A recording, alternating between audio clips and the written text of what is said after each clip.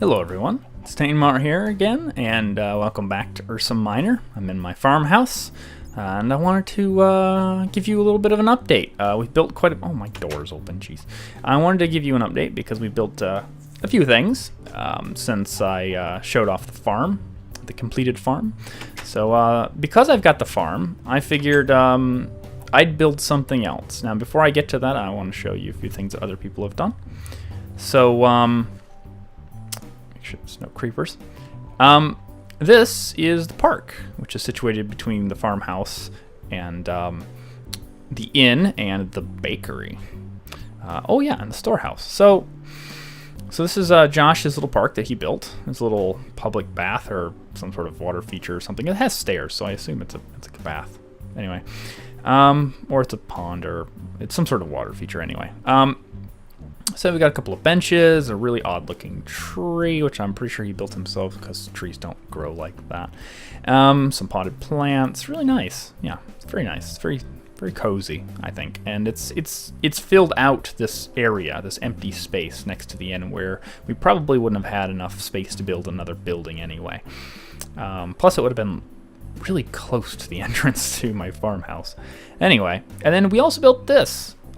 This is the work of Gravion, myself, and Durman. Grav built it, and I gave all the iron bars for it, as well as built and placed all the chests. So we have a pillar of chests here, attached to a main support pillar in the back there. You can't really see it much, but so some of these are going to be personal chests, like Grav's. Dude, you're in the floor. Dude, you're in the floor. No, dude, you're in the floor. Anyway, you're drunk, go home. So Grav's got his personal chest here, which has some stuff in. These are public resources. And we have some more out here. All that cobblestone was here. If you remember, like from the first day, we had this giant mass of just crap just in here in a line. Anyway, so I moved all the cobblestone in here with the help of Dur. And we need to label all these chests, obviously, but this is going to be for public resources and personal stuff. Hey, dude. Anyway, it's a central location for storage is what it is. And Grav put this iron golem in here to protect our stuff. I have seen a couple of skeletons in there. By a couple, I mean like 4. So that's that right there. And then also, we have a boardwalk.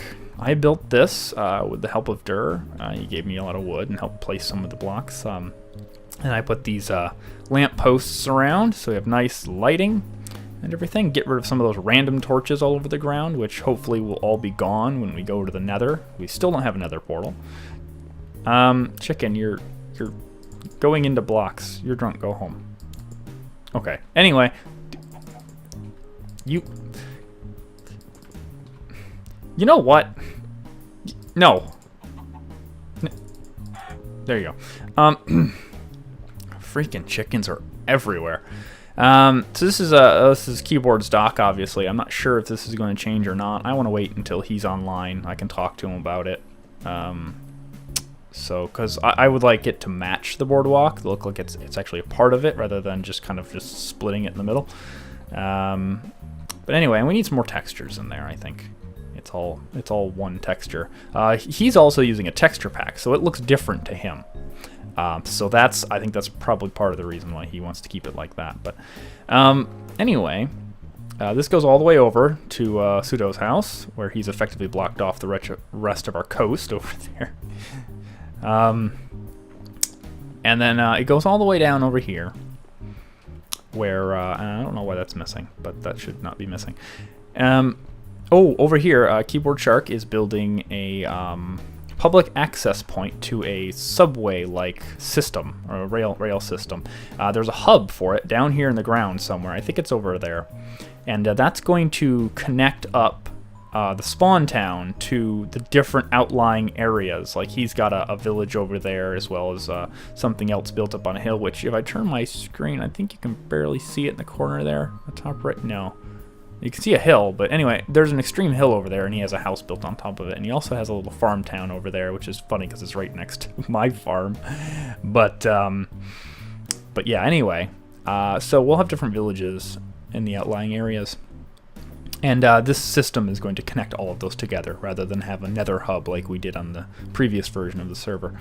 So down here at the end of the boardwalk, now you can see there's a like a wall here. Now this wall is here to keep our iron golems, which I think Grav is going to put all over the place to help protect us from monsters, because we're having problems with spawning monsters in the middle of town. Anyway, this is going to keep them from running away and hopefully keep some of the monsters out as well. And obviously it's a work in progress because we haven't built anything over here, so we have no idea, you know, where we need to have like openings so to can access the boardwalk. And I would like to see buildings built directly onto the boardwalk. But anyway, so we have a nice little gate here, Spawn Town. It's a nice little entrance. And then up here, basically kind of on the outskirts of town, we have a graveyard, which Josh built last night and obviously finished up. Well, did some more work on it. I don't know if it's finished. I'm not sure what his vision was for this, but he must have done this today while I was offline at some point. This is Melvin, if you remember from in the back of his house. The magical flying chicken. So he's been relocated. So this is his new official grave. And then this is the little hovel, or hovel, if you will. It's very dilapidated. I'm sure it's supposed to be like that. For the gravekeeper, or the undertaker, or whatever. And then over here, this is going to be a lighthouse, and we figured out that is actually Cameron. And it's in like the perfect spot. I tell you what, I mean, the landscaping for it, I mean, I don't think he even landscaped it. I think it was just like that. That was a perfect place to put a lighthouse, so that is amazing. Yeah, very, very convenient there. But anyway, so that's that right there, and I saved the best for last. I only say that because it's mine. Over here, we have a bakery. So I figured since I have all this farm over here, now it's a public farm, I built it for everyone, and it is complete, so it's, you know, it's open for everyone to use. Now I'm going to change the back of this building because I think it looks too much like a church, but the rest of it I'm pretty happy with. It's got two sections. It has the actual bakery, and then it has the sales floor over here, the sales area. Now there's a sign. I put up a sign. Rough Wheat Bakery is open. Free cookie samples. So, yep, Rough Wheat Bakery. This is the bakery. So if you go in here, first thing you notice is the floor is a cake. That's my carpet. Have a nice day on the back. So when you leave, you're like, oh, have a nice day. That's nice. Okay. So I've got cake, I've got bread, I've got cookies, and I've got pumpkin pie. All the things you would expect from a bakery. Now all the prices are, I think they're fair. I think they're pretty fair. I mean, oak logs are easy to come by. All you have to do is go down, chop down a couple of trees. I mean, you chop down one tree, you get about, 5 or 6 loaves of bread. Pretty easy, pretty quick. You could also buy cake with about one tree, or you could buy almost a stack of cookies.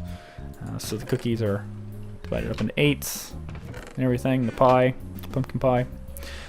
So I try to base the prices on how easy or plentiful the things are, how easy they are to make, or how plentiful the resources are, and how hard it is to gather them. But anyway, I'm charging in oak logs because my next big build over there is, well, when you see it, you'll realize why I needed so many logs. It's going to be massive. And then the payments are here. As you can see, I haven't done any business yet. My grand opening is kind of, not too successful. But anyway, I have free cookies, which no one has partaken of, and no cake. Free cake. No one's. So this is the employees only zone. This is employees only. You're not allowed to be back here unless you work here, which is just me at this point. Anyway, so these are my furnaces, so I can bake my baked goods, which none of the things in Minecraft that are baked goods need to actually be baked. So I just make them on this table here.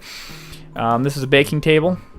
This is not a crafting table underneath a bench. This is a baker's bench.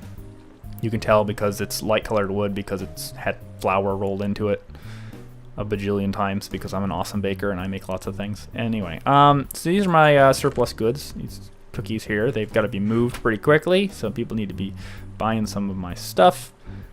or else those are going to go stale and I'll have to mark them down. So cocoa beans for the cookies are grown in-house. I'll just beat them off the wall with this chicken. Yeah. So the freshest ingredients sourced from the local farm, which you can't see because the storehouse is in the way. But anyway, yeah, cocoa beans, spare no expense, grown in-house. These were sourced from a jungle across the water there on a remote island. The logs were brought back, and yeah. So I have all my stuff here. I got my cocoa beans and my eggs and my pumpkins and my milk and sugar, wheat. And if I ever fill up any of those chests, I have an extra chest for surplus supplies. So that's pretty much it. Yeah, that's everything we've done in the last 2 days or so, I think. So until next time, everybody, as the sign says, have a nice day. Goodbye.